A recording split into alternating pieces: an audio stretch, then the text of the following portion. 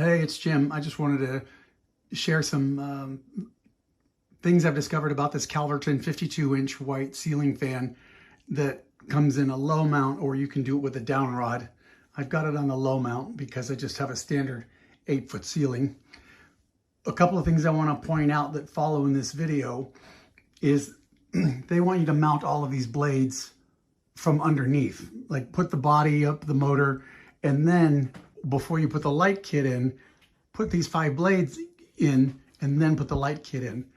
One of the things you can do is install 4 of the blades, and then when you hang it from the base plate that you have mounted to the ceiling to your electrical box, do all of your wiring, close up and secure the base of the motor, and then you just have to put 1 blade in while it's hanging, while it's from the upside down, which is much easier than trying to do all 5 of them.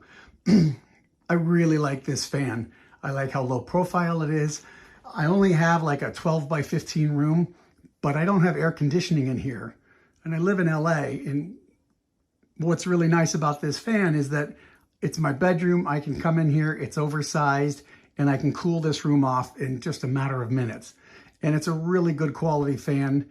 Something else I talk about is that the the mounting plate has a hole in it that's a little small, but I really want to encourage you to get the electrical wires back up into your electrical box, because especially if you own your home, if you've done improper wiring, you don't want to be caught out by your insurance company where they can say, oh, you did this wrong, it's not code, and not cover you. So I will cover that later in this video.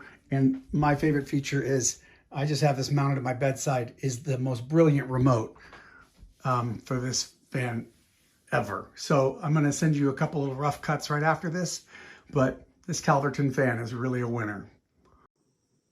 Something to consider is that once you make these connections, you really must put the wires back up into the electrical box and not have them sitting, the connections sitting here in this plate area. It needs to be up in that hole. This goes against what the directions say, but one way to make your installation a little bit easier is put 4 of the blades on and then hang the motor on the hook for the ceiling plate, as it says. And what you'll notice is that the 2 blades aren't touching the ceiling, and the missing 5th blade that you'll put in after this is secured, you don't have to deal with trying to put blades on while the fan is basically mounted to the ceiling and you're mounting from the bottom, which is much more difficult. While I really like the appearance and the clean design of the fan, this remote is the best remote I've ever seen on a ceiling fan, and I've installed easily more than 50 ceiling fans through my job. Okay, real quick, I'll go through these.